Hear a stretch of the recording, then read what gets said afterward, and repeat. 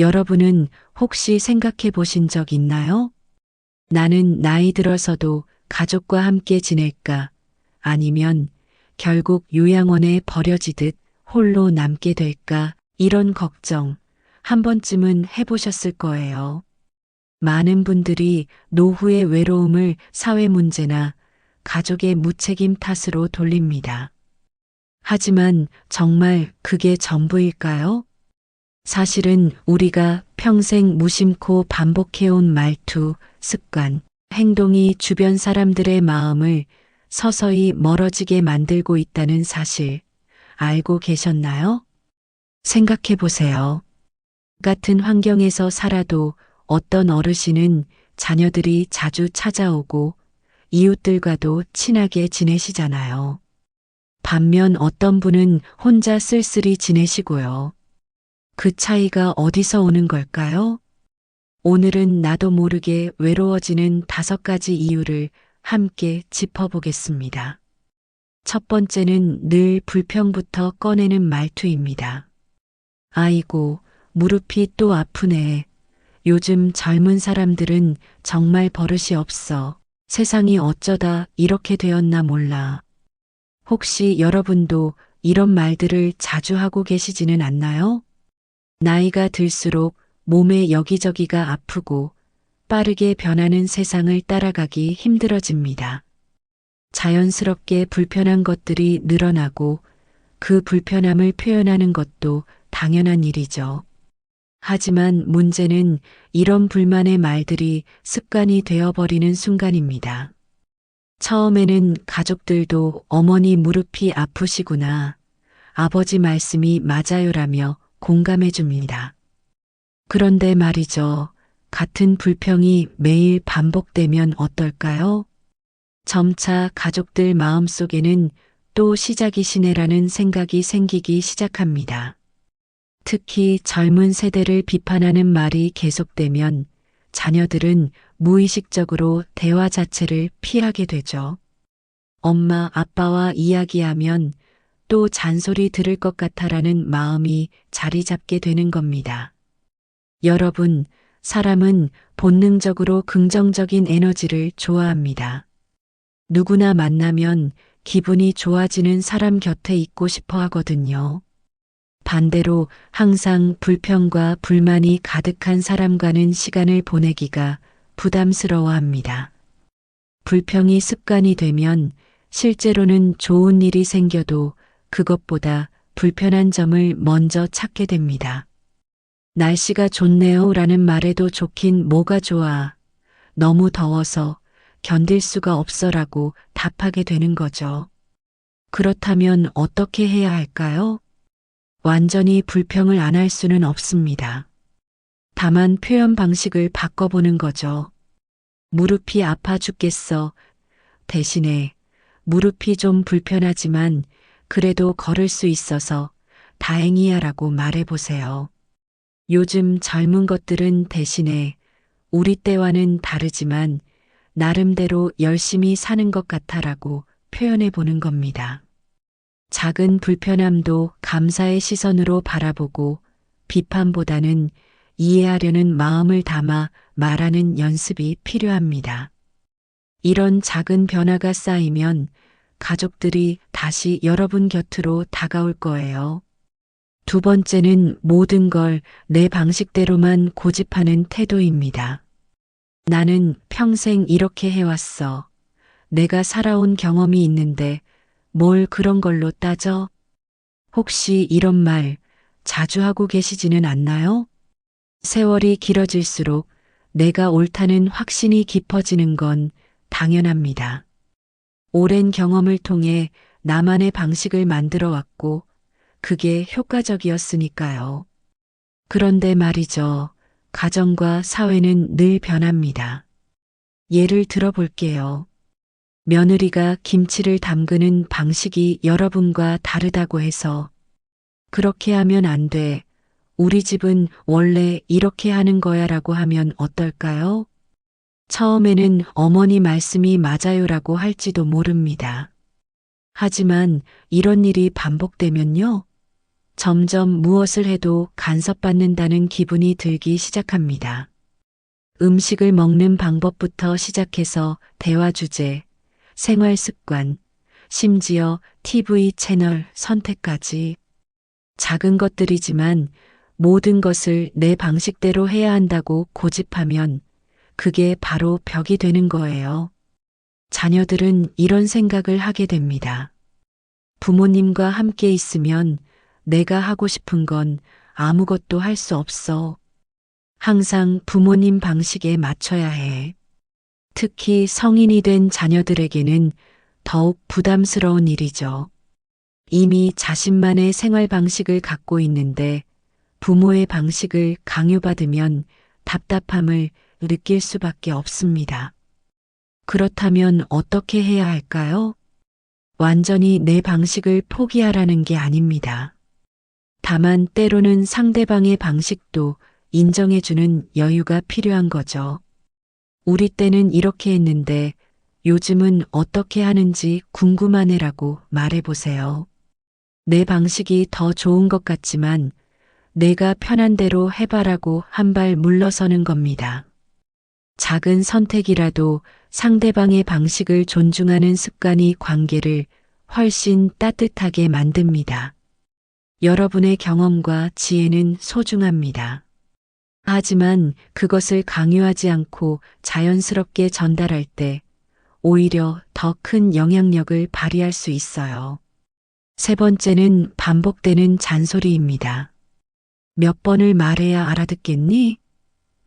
어제도 말했잖아. 왜 또 그래? 내가 몇 살인데. 아직도 그런 실수를 해?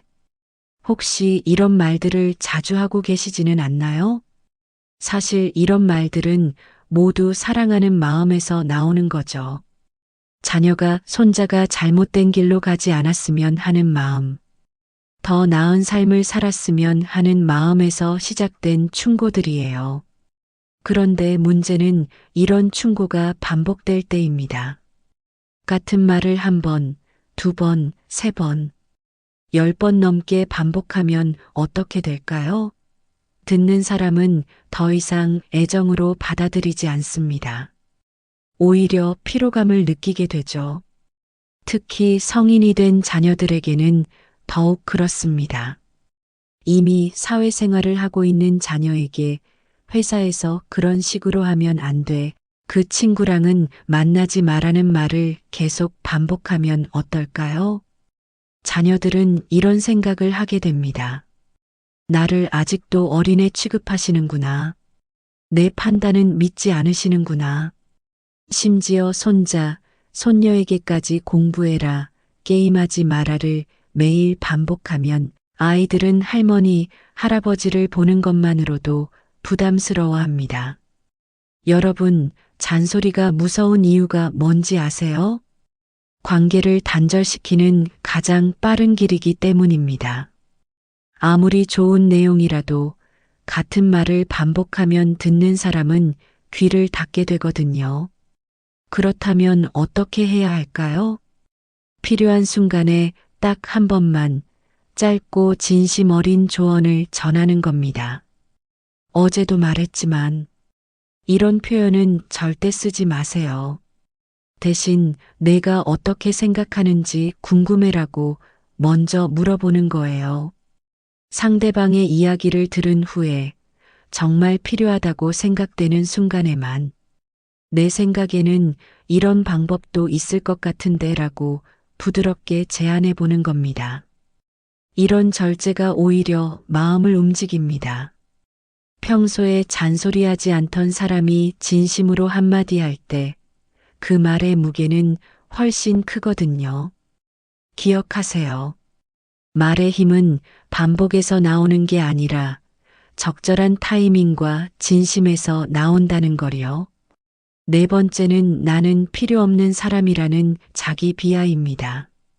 내가 있어도 귀찮기만 하지. 나 같은 늙은이가 뭘 할 수 있겠어. 그냥 내가 없어지면 다들 편할 텐데. 혹시 이런 말들을 자주 하고 계시지는 않나요? 많은 분들이 이런 말을 겸손의 표현이라고 생각하십니다. 하지만 겸손과 자기 비하는 전혀 다른 거예요. 겸손은 내가 부족한 점이 많지만 최선을 다해보겠습니다라는 마음가짐이죠. 반면에 자기 비하는 나는 아무 쓸모없는 사람이야라고 스스로를 깎아내리는 거예요. 그런데 이런 말들을 들으면 주변 사람들이 어떤 기분일까요? 처음에는 그런 말씀 마세요. 어머니가 계셔서 얼마나 든든한데요 라고 위로해 줍니다. 하지만 이런 일이 반복되면 어떨까요? 점점 지쳐가기 시작해요. 매번 그렇지 않아요라고 말해줘야 하는 상황이 부담스러워지는 거죠. 더 심각한 건 사람들이 무의식적으로 거리를 두게 된다는 점입니다. 왜냐하면 자신을 존중하지 않는 사람을 오래 곁에 두기는 어렵거든요. 스스로를 소중히 여기지 않는 사람에게서는 긍정적인 에너지를 받기 힘들어요. 여러분, 이런 상황을 생각해 보세요. 친구와 만날 때마다 그 친구가 나는 정말 못난 사람이야. 너랑 있으면 민폐만 끼칠 것 같아라고 말한다면 어떨까요? 처음엔 위로해 주겠지만 시간이 지나면 그 친구를 만나는 게 부담스러워질 거예요. 그렇다면 어떻게 해야 할까요? 작더라도 스스로의 역할을 인정하는 연습이 필요합니다. 오늘 손자한테 밥 해줬네. 이웃집 할머니랑 좋은 대화를 나눴네. 텃밭에서 상추를 길러서 가족들이 맛있게 먹었네. 이런 작은 것들이라도 나는 여전히 도움이 되는 사람이구나라고 인정해 주세요. 내가 있어도 소용없어. 대신에 내가 작은 것이라도 도움이 되고 있구나라고 생각을 바꿔보는 거예요. 자존감은 다른 사람이 채워주는 게 아닙니다. 스스로 자신의 가치를 인정할 때 진짜 빛이 나는 거예요. 마지막 5번째는 대화의 문을 닫는 침묵입니다. 하루 종일 TV 앞에 앉아서 말 한마디 없이 지내고 가족이 말을 걸어도 그래, 알았어 정도로만 대답하는 모습. 혹시 이런 모습이 익숙하지는 않나요? 나이가 들면서 체력도 떨어지고 젊은 사람들이 하는 이야기를 따라가기도 힘들어집니다. 그러다 보니 자연스럽게 말수가 줄어들죠. 굳이 내가 끼어들 필요가 있을까? 하는 생각도 들고요. 하지만 말이 많은 것도 문제지만 아예 말을 하지 않는 것도 관계를 끊어버리는 일입니다. 가족들이 오늘 어떻게 지내셨어요? 라고 물어봐도 그냥이라고만 답하면 어떨까요? 요즘 몸은 괜찮으세요? 라고 걱정스럽게 물어봐도 별로라고만 하면요. 처음에는 기분이 안 좋으시나 보다 하며 이해해 줍니다.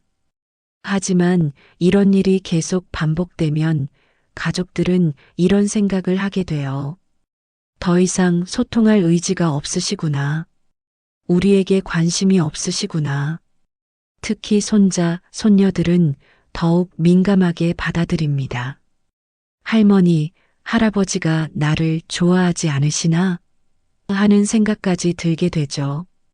그렇다면 이런 침묵이 왜 생기는 걸까요? 때로는 내가 말해봤자 들어주지도 않을 텐데라는 서운함 때문이기도 하고 요즘 젊은 사람들 이야기를 내가 어떻게 이해하겠어라는 부담감 때문이기도 합니다. 하지만 여러분, 완벽한 대화를 할 필요는 없어요. 오늘 날씨가 참 좋네. 밥은 맛있게 먹었니? 잘 다녀와라 같은 짧은 안부 인사만으로도 충분합니다. 손자가 게임 이야기를 하면 내용을 다 이해하지 못해도 그래. 재미있겠다 한마디면 돼요. 며느리가 직장 이야기를 하면 고생이 많네라고 공감해주는 것만으로도 의미가 있거든요. 사소한 관심 표현이라도 꾸준히 나누는 것이 관계를 이어주는 최소한의 다리입니다. 침묵 속에서는 사랑도 관심도 전해지지 않아요. 오늘부터 한 가지만 실천해 보세요. 하루에 한 번이라도 먼저 말을 걸어보는 거예요. 결국 노년의 외로움은 사회 탓만도 가족 탓만도 아닙니다. 우리가 어떤 말투로 어떤 습관으로 살아왔는지가 더 큰 영향을 미칩니다. 오늘 이야기한 5가지 습관 중 혹시 나도 모르게 하고 있던 건 없으셨나요? 불평 대신 감사, 고집 대신 존중, 잔소리 대신 배려를 선택하는 순간 우리의 노후는 훨씬 따뜻해질 수 있습니다. 지금 이 순간부터 작은 변화를 시작해 보세요. 미래의 나 자신이 가장 고마워할 선택이 될 겁니다. 오늘 영상이 도움이 되셨다면 구독과 좋아요 눌러주시고요. 앞으로도 여러분의 마음에 힘이 되는 이야기, 따뜻한 지혜를 계속 나누겠습니다. 함께 해주셔서 고맙습니다.